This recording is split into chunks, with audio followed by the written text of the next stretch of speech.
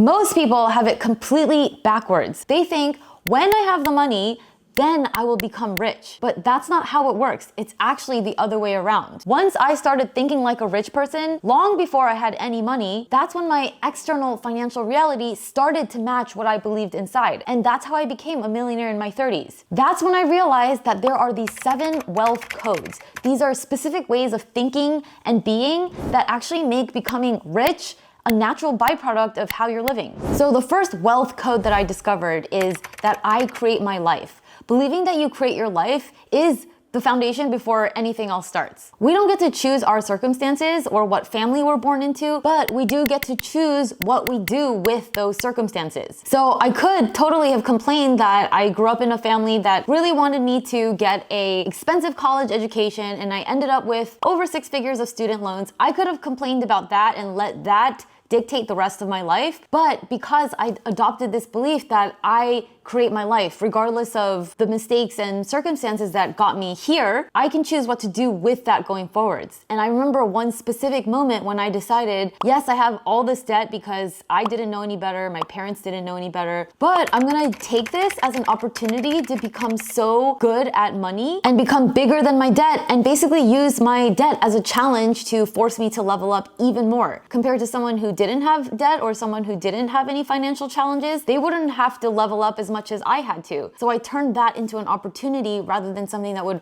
ruin the rest of my life. From that moment on, it took me about 4 years to get completely out of debt and then another 4 years to become a millionaire. So amazing things can happen the moment you decide I create my life.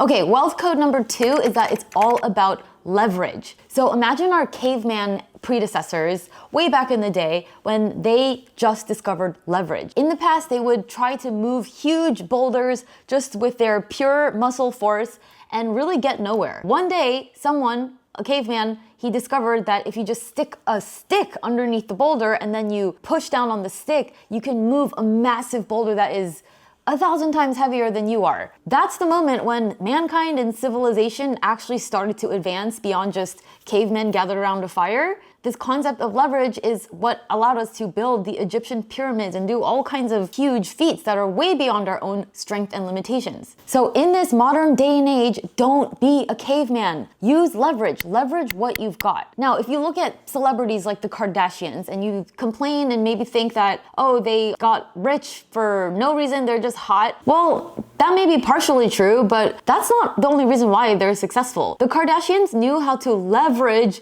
what they had. They had a bit of fame, they had a lot of looks, some celebrity connections, and oh my God, did they leverage that into a multi-billion-dollar family empire. So you look at Kylie Jenner, she's one of the youngest billionaires in the world. One thing that we can all learn from her is the girl knows how to leverage what she's got. So think about what you can leverage in your life as well. You also have things that you can leverage. And if you don't think that you do, it's really the attitude that you don't think you have anything to leverage that's more the issue than the fact that you actually don't have anything to leverage. So one thing that absolutely changed my life was when I took this online assessment. It was called the Clifton Strengths Top 5 test or something like that. I will link to it below. You take a quick assessment, it takes probably 15 minutes, and this test will tell you what your 5 superpowers are. These are abilities that come so natural to you that you don't even know that you have them. Once I took this test, I realized that my strengths were learner, achiever, futuristic, competition, and activator. Those terms all mean different things, but essentially these strengths basically pointed out the fact that I was meant to be someone who could teach and inspire people. And at the time, I was working a corporate job on Wall Street, just sitting behind 5 computer screens all day, and I wasn't leveraging any of my strengths. But once I figured out what my strengths were, I could then redirect my career decisions and eventually start a business that every single day allows me to leverage all 5 of my strengths. So I will link to the test below. I'm not an affiliate, I just think it will change your life, so try that. Fine, let's say you take the test and you find out that you really don't have anything that you can leverage, which is not true, by the way,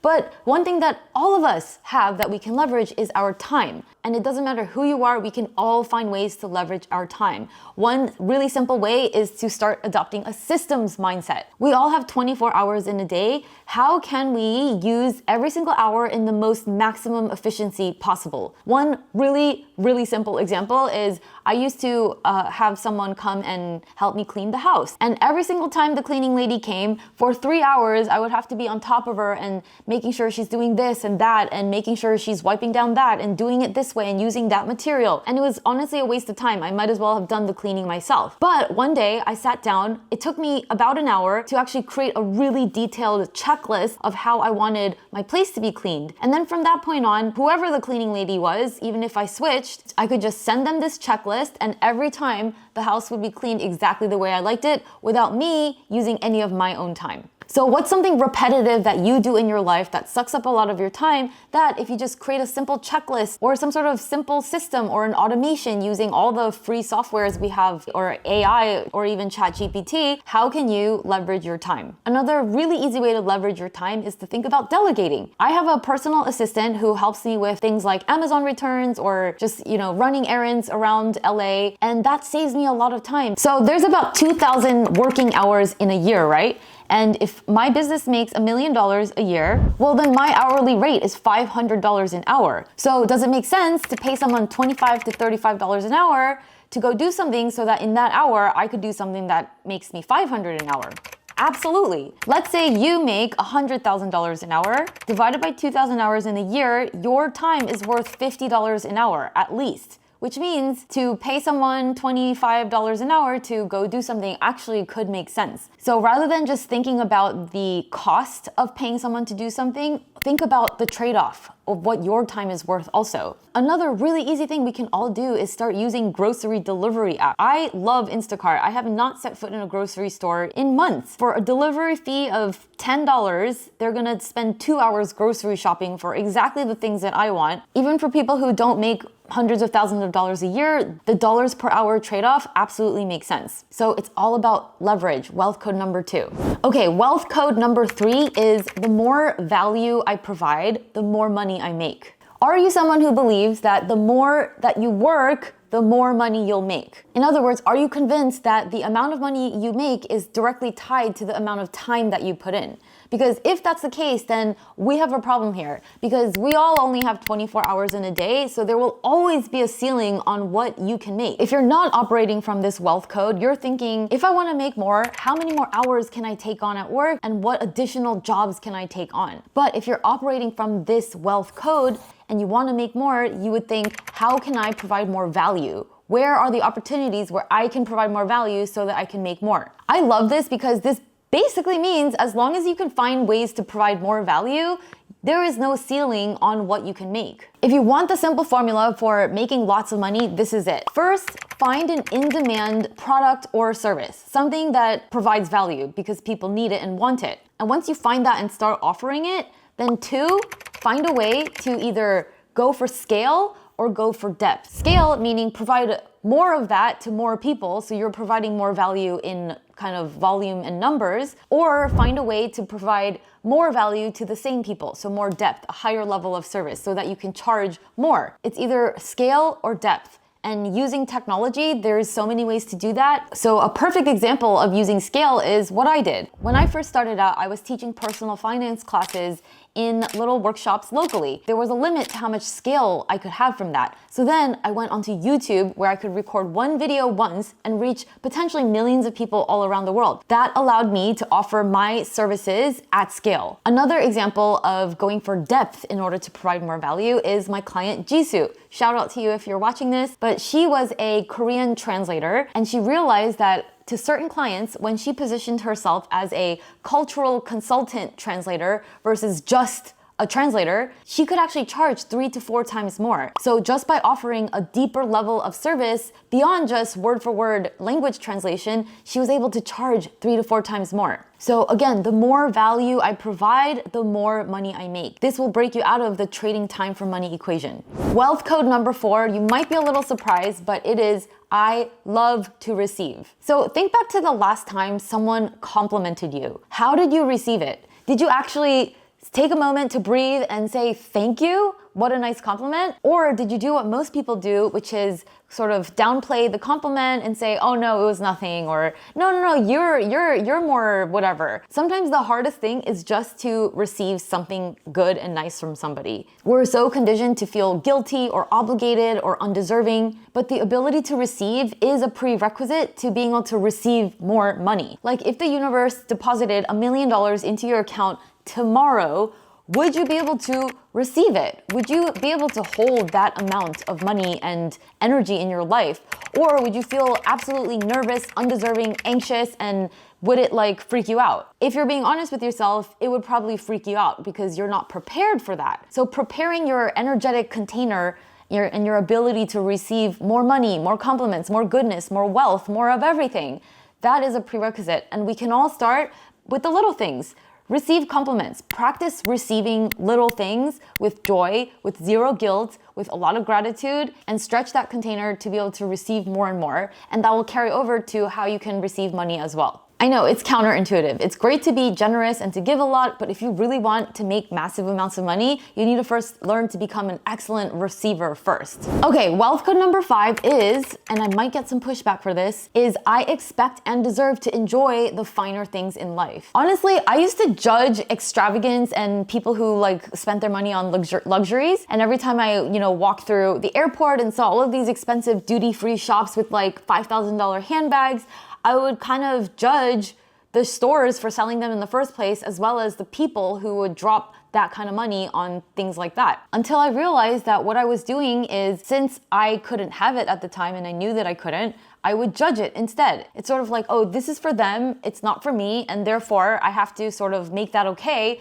by making it bad. That way I won't feel bad about myself for not being able to have those things. When in reality, come on, like who doesn't want nice things? Maybe you don't see the value in spending that much money on those nice things, but we all want nice things. We all can appreciate the finer things in life. Like a lot of the times things are expensive because the quality is really good, or maybe it really is that awesome. It's really just about raising your standards. Expect and want more quality in your life. A lot of the times you get what you pay for. It is true. Like the things that you get at the dollar store are literally not as good quality and don't look as nice as the similar things that you could buy at a boutique sort of bougie store. I'm not saying you should spend your money on extravagance and luxury, but at the very least, when you see someone who has those things, rather than judging them for it, consider thinking, cool, good for them. I personally wouldn't spend my money on those things, but really awesome for them that they were able to create the money to be able to have those things and that they're enjoying those things. That's a really different mindset from actually judging them for having those things. It's really about operating on the same frequency as and being in cooperation with the frequency of quality and luxury and wealth, rather than separating yourself from it and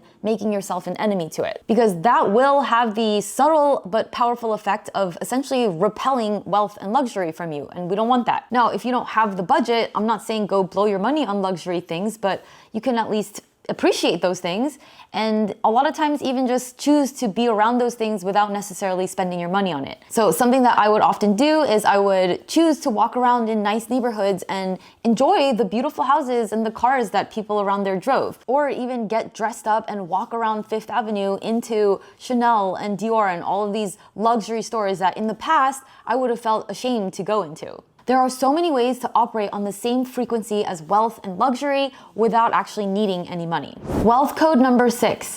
I know my value and I'm not afraid to charge for it. What's that saying of children should be seen and not heard, or something along those lines? But there's a lot of messaging from society that you should just stay put where you are and not ask for too much. Otherwise, you're being greedy, you're being extra. But this is a key shift that you have to make. If you offer value, be confident and make sure you fucking charge for it. The prerequisite for that is obviously to be someone who offers value. Like, be really good at what you do and be someone that is in demand. And then the second part of that is to have the confidence to know that you offer a lot of value, that you are someone who deserves to charge a lot.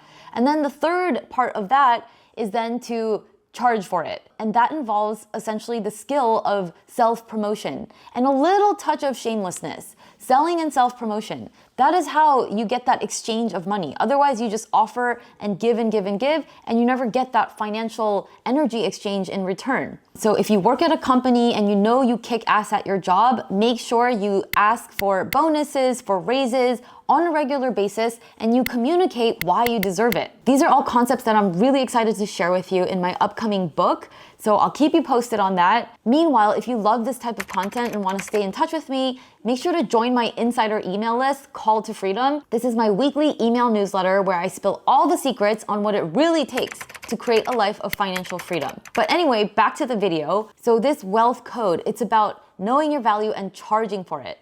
And that will especially apply if you are, say, a business owner. You can have the most amazing product or service in the world, but if you don't know how to sell it to people, then you're never gonna get paid and you don't really have a business, you just have a charity. So one major hurdle to overcome in order to really embody this wealth code is to get over the idea that selling is somehow sleazy or greedy. If you really believe in what you have to offer, then be proud to tell people about it and to charge for it. Because obviously you can't do it for free, nor should you, and nor should someone expect you to do it for free. If anyone ever gives you a hard time about charging for your services or asking for a raise for very valid reasons, that is more of a reflection on their poor relationship with money more than anything to do with you. So never take that personally. Selling yourself, self-promotion, and charging for the value that you provide is something that I had to master in order to become a millionaire in my 30s. Okay, last and final, wealth code number 7.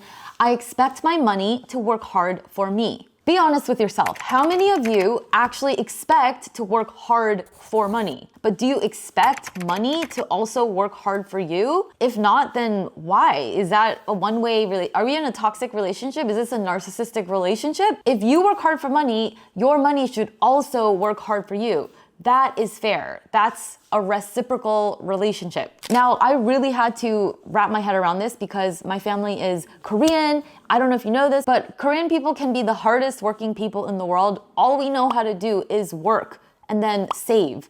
Work hard for money and then save the money. But what about turning around and making that money also work hard for us so that later we can eventually stop working so hard for money? And the key to this is mastering financial literacy. Learning to make money work hard for you is a different set of skills. Working hard for money, you need to be good at engineering or law or whatever, or entrepreneurship, whatever it is that you do to earn that money. That's one set of skills. But then making money work hard for you is a whole different set of skills that we didn't learn in school, so you have to go out and get it on your own. Learn to invest your money, go read books, take my courses, watch my YouTube videos. It really is a different skill set that you need to pursue, but before you can do that, you have to first expect that money should be working hard for you, so that when it's not, you're like, wait a minute, what's wrong with this picture? Let me go find out how to fix that. You know, rich people are actually lazy. That's why they can wake up and do whatever they want with their day, because they are making their money work for them. They don't want to work for money. They want money to work hard for them. So now I want to hear from you. Which of these 7 wealth codes resonated the most with you? And share your insights below in the comments. The good news is that all of these wealth codes, you can adopt them right now before any money comes into your life. We're always in charge of how our financial future plays out. You are bigger than money. You're bigger than any money situation that life has thrown at you, and I believe in you. If I could do it, digging out of $100,000 in debt to become a millionaire in my 30s, then I truly believe that anyone can do it too. That's it for this video. Thank you so much for watching. Also, don't forget to sign up for my newsletter, Call to Freedom, for even more behind the scenes secrets on how to create financial freedom. Thanks so much for watching, and I'll see you next week, same time, same place. Bye.